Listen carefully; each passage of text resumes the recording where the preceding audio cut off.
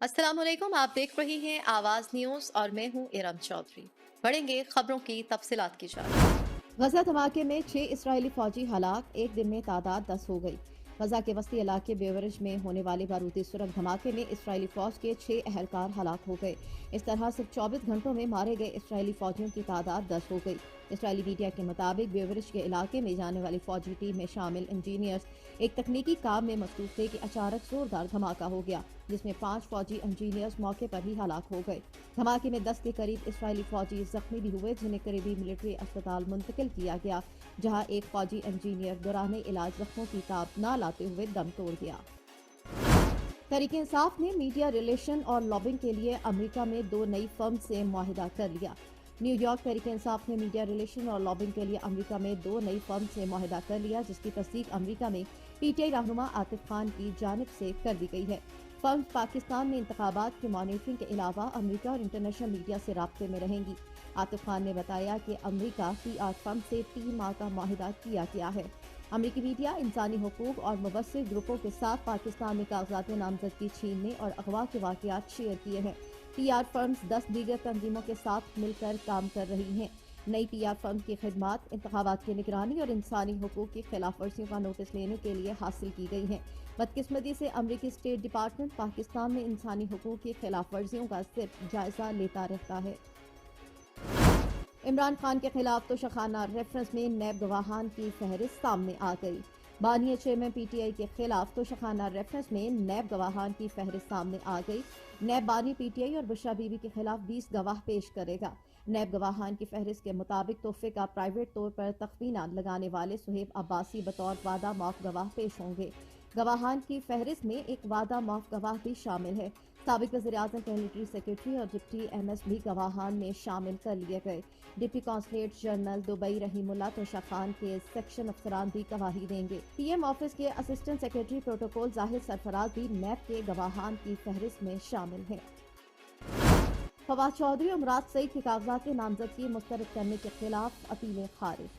Lahore high court Rawalpindi bench के election tribunal ने फवाद चौधरी के कागजात नामजदगी मुस्तरद करने के रिटर्निंग ऑफिसर के फैसले के खिलाफ अपीलें मुस्तरद कर दी।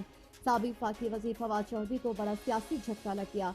उनकी NA 60 और 61 जेलम से कागजात नामजदगी मुस्तरद करने की अपीलें मुस्तरद हो गई। इलेक्शन ट्राइब्यूनल जज जस्टिस चौधरी अब्दुल अजीज ने फैसला सुनाते हुए फवाद चौधरी के खिलाफ तमाम एतराज़ात को दुरुस्त करार देते हुए रिटर्निंग ऑफिसर का फैसला बरकरार रखा। अदालत ने रिमार्क्स दिए कि मुराद सईद का मुख्तारनामा तौसीक शुदा नहीं है और वो खुद भी पेश नहीं हुए। सदर जो बाइडेन की तकरीर के दौरान फलस्तीनियों की हिमायत में नारे लग गए। वाशिंगटन जनूबी कैरोलिना में अमेरिका के सदर जो बाइडेन की इंतखाबी मुहिम के दौरान तकरीर के मौके पर शुरा ने फलस्तीनियों की हिमायत में नारे लगा दिए।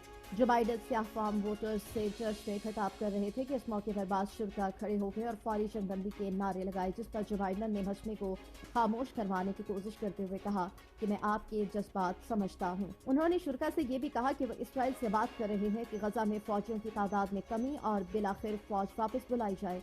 इस मौके पर मुजाहिरीन का कहना था कि सदर को अगर बेगुनाह फलस्तीनियों का वाकई दुख है तो गजा में फौरी जंगबंदी करवाई जाए। रहनुमा तहरीक इंसाफ मोहम्मद सिलाही के वारंट गिरफ्तारी जारी। इस्लामाबाद तहरीक इंसाफ के रहनुमा और साबिक वजीर मोहम्मद सिलाही के वारंट गिरफ्तारी जारी कर दिए गए।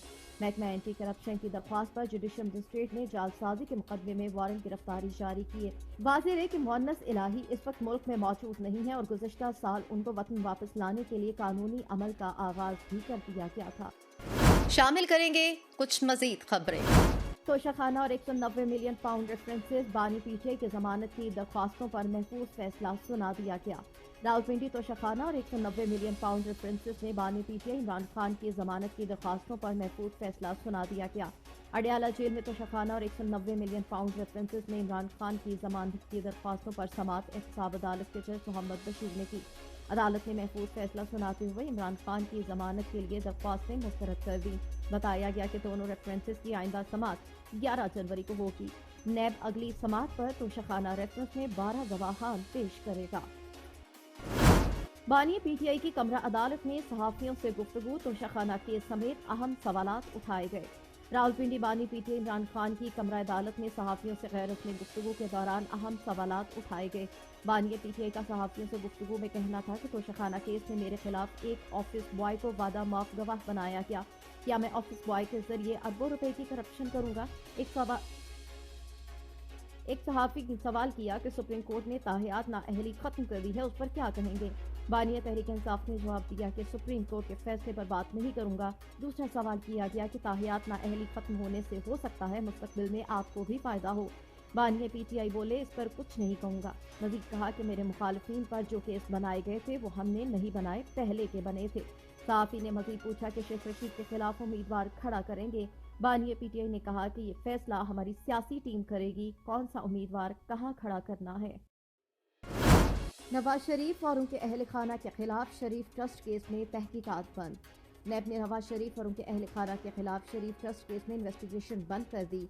नैब की जानिब से अपनी वेबसाइट पर जारी करदा ऐलान के मुताबिक 1 जनवरी 2024 को होने वाली ब्यूरो की एग्जीक्यूटिव बोर्ड मीटिंग के अहम फैसले बाद नवाज शरीफ और उनकी फैमिली के अरकान के खिलाफ शरीफ ट्रस्ट केस में इन्वेस्टिगेशन बंद कर दी गई है।